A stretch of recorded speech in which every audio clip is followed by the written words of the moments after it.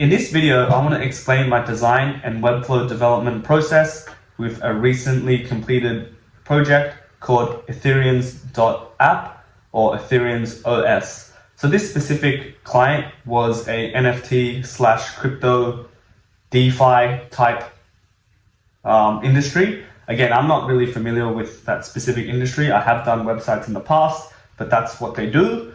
And before I show you the site that I created, let's go ahead and take a look at the previous site, just so we can see the changes or my design process that was in my head.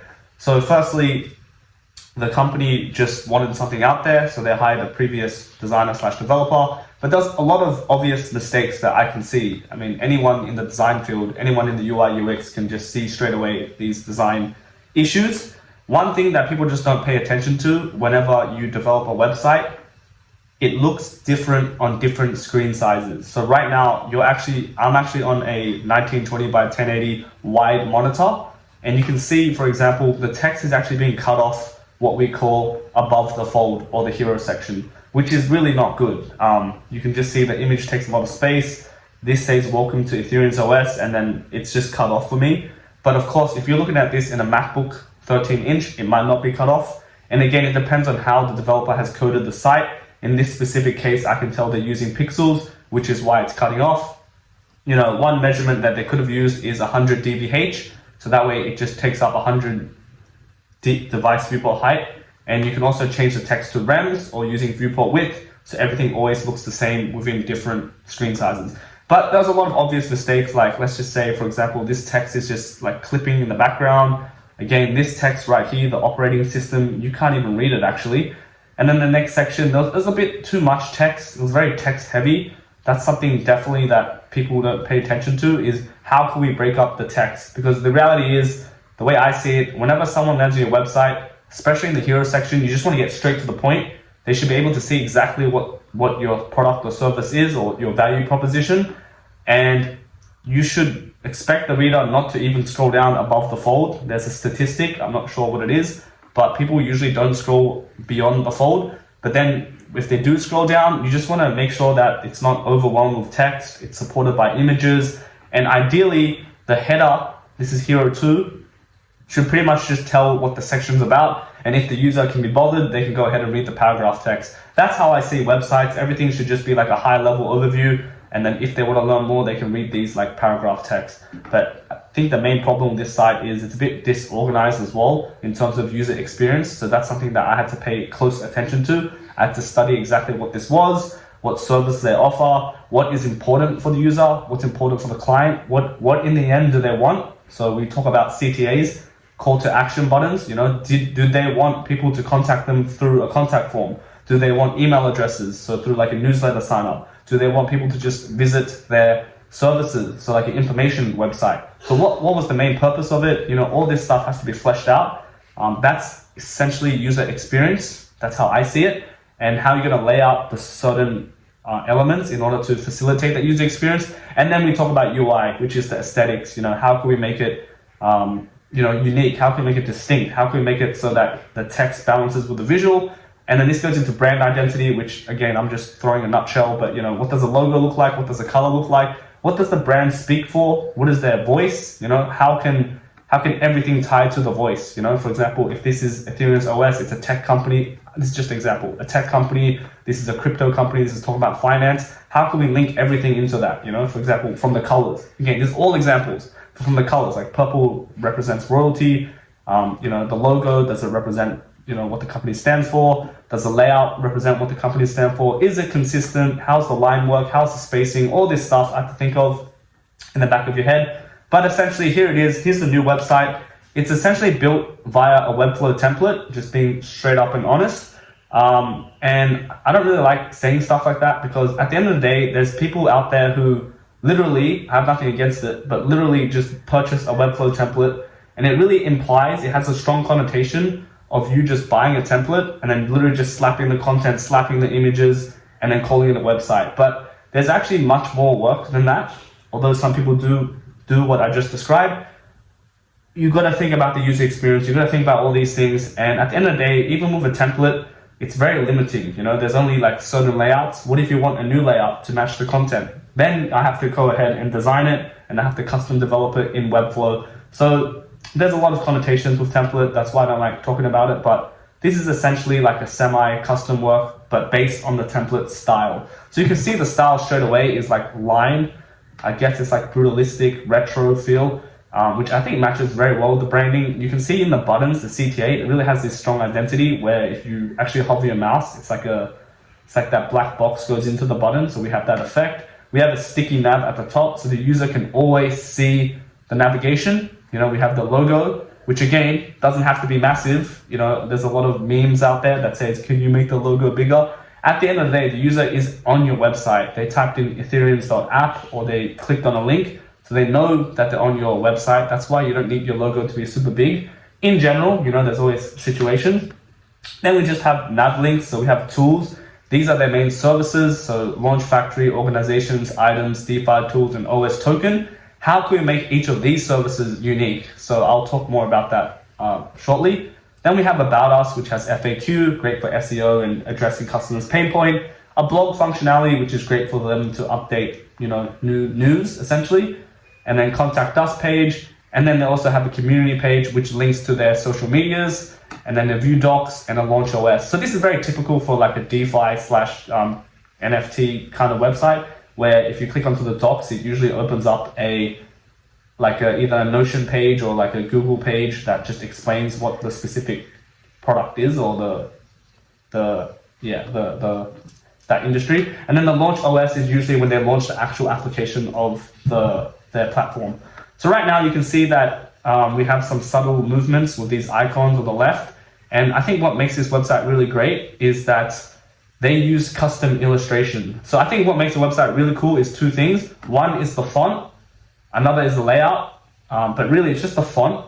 How's the font tied to brand identity? And secondly, using custom illustrations. Too many times I see like people using stock photos. Nothing wrong with that, but I'm just saying, if you just not use stock photos, and if you use you actually take photos of your office or your face rather than using stock photos, it just adds all the difference. In this case, they took the time to commission a illustrator to make these custom artworks. And again, it has a lot of brand identity. So we have this yellow color, pink color, blue color, and this is all tied down to the products, which I'll show you shortly. But we have a button that scrolls them down, and then it talks about the product. And you can see we have this sticky section on the left, and then the user just scrolls down. You can see the colors really popping. You can see a quote block right here. You'll notice in each block, it has a border. So 1 pixel border, that's the style that I went for, this line style. Then here it says unlocking, and then it talks about the case studies or the products. So we have launch factory, again, tied to a specific color. So this is orange, again, another custom illustration. Organizations, purple, items, pink, DeFi tools, teal, OS token, yellow. So even OS token, if you think about it, token is representing money, currency, coins. What color is a coin typically? A gold coin. So even picking the color is important to brand identity. Obviously, I had to get the approval for the color. But for example, if OS token is a different color, let's just say like orange, it doesn't have that same effect because we automatically associate tokens or coins with gold in general, So that's another thing to think about. Then we have this section here, just talks about the product even more. We have a section promoting social media. So this is very important for this specific industry. Then we have explore our blogs, which is done through a CMS, and the user or the client can easily update them themselves. Then we just have a CTA section. So just above the footer, I always like to put a CTA section. So it's pretty much saying, here's the website, here's what we do. You can see we even have like a scrolling marquee at the top. Then it says explore EthereansOS because there's just too much CTAs. So it's just saying, hey, you want to learn more, click onto this. And the user can always see launch OS on the top right. Then it's saying, launch the OS or view the FAQs, take a look at each one of our service offerings. Then it's saying, if you want to launch the OS again or view FAQs, you can do so. So it just keeps prompting the user to do something. Here you can follow us on social media. Here you can read our blogs. You can see we're regularly updating it because you can see the date. And at the bottom, again, it's always telling the user to do something. It's not just like, his information site, there's no buttons like, what am I meant to do? Don't make the user guess. In this specific example, there are some websites, of course, because it's very general that you can do that, like an information site where there is no CTA. But here, I always want the user to do something. Here, we're prompting them to launch the OS. Then we just have a nice footer at the bottom, very typical logo, paragraph text, and then just the links. I'll just show you a couple of other pages. Let's take a look at, for example, Launch Factory. You can see it's following this specific layout that I personally like. It's like I guess you can call it a bento box layout, but it's like a grid layout with lines. So in this case, it just talks about Launch Factory, which is header 1, then header 2, then Discover More, which scrolls them down. We even have like subtle animations. As I'm scrolling, this hand thing is moving left to right. We have screenshots, we have dot points, and we have example use cases, and then another CTA that is branded towards the specific service. So if you notice, the CTA before was purple or pink, but this is now orange because it's branded with Launch Factory, and that's what's happened in each of the pages. Then below, it talks about the other products as well. Let's go ahead and take a look at one more, maybe Covenants. So I can launch this. Again, this is themed to like a teal feel. This specific one had a video. So again, another way to make your website look very custom, very unique is to create a custom video. Why not? You know, a video, we say a picture tells 1,000 words. So instead of writing 1,000 words about what your company does, why not just add a picture? But then if a picture is worth 1,000 words, how much is a video worth? You know, a video has, I believe, 24 pictures within 1 second. So, you know, if you do the maths, you can say a video is worth 1 billion words. Yeah.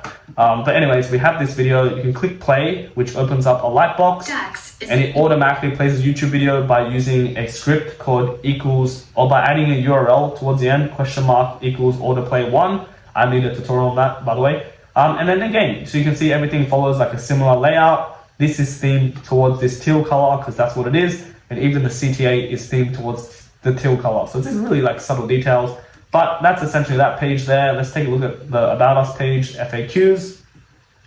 Right here, everything's built in the CMS.